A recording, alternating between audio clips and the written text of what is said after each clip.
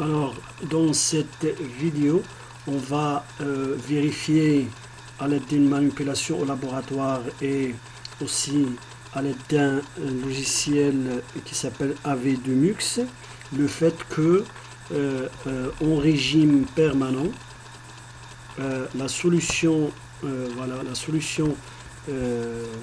permanente, la solution particulière a une pulsation oméga qui est la même que celle appliquée par le moteur oméga. Voilà. Et pour cela, on va utiliser, comme je l'ai dit, un logiciel qui s'appelle AV2MUX. Voilà une expérience qu'on a fait dans le laboratoire.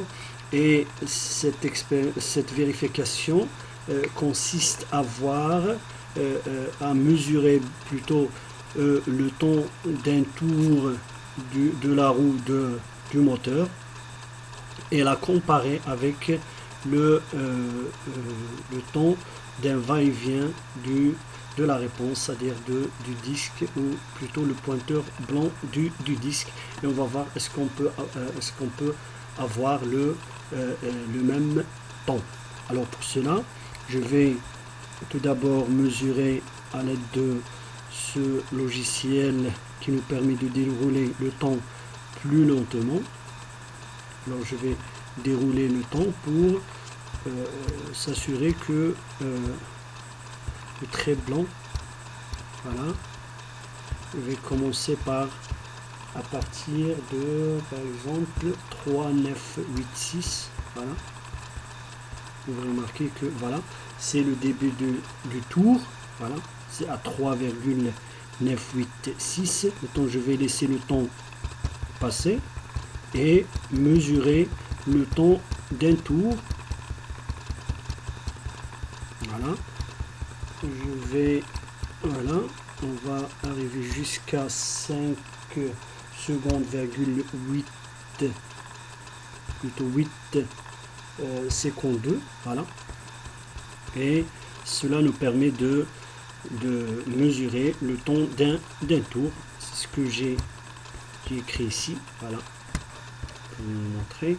Voilà. Alors pour la roue, on a commencé à 3,986 secondes et on a terminé notre tour à 5,852 secondes, ce qui donne, la différence donne 1 seconde,866. Voilà. Maintenant, je vais revenir au logiciel et je vais laisser le temps s'écouler pour le système. Voilà.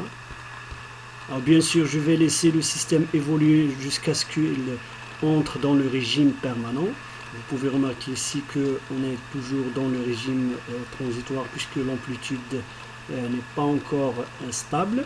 Alors je vais laisser le temps jusqu'à arriver à, par exemple, 36 secondes.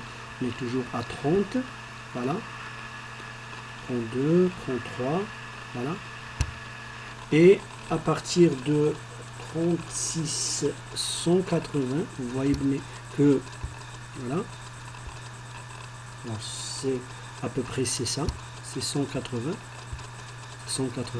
Je vais laisser le temps passer, voilà, je vais dérouler le système jusqu'à ce que le disque fait un va-et-vient complet, voilà.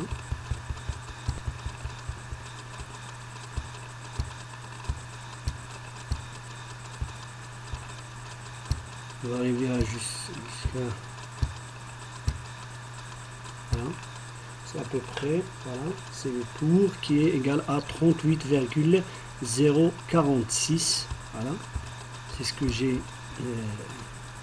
indiqué ici. Voilà, on est parti après 36,180 secondes.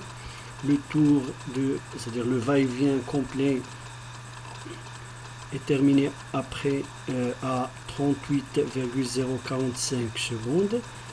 La différence donne bizarrement 1,866, ce qui est la même, c'est-à-dire le même temps que pour un tour pour la roue qui applique le moment sur le disque. Alors ceci pour vous dire que dans le régime permanent, c'est le moteur qui impose sa pulsation au système. C'est-à-dire le système doit s'aligner avec la pulsation du moteur. Voilà. Merci.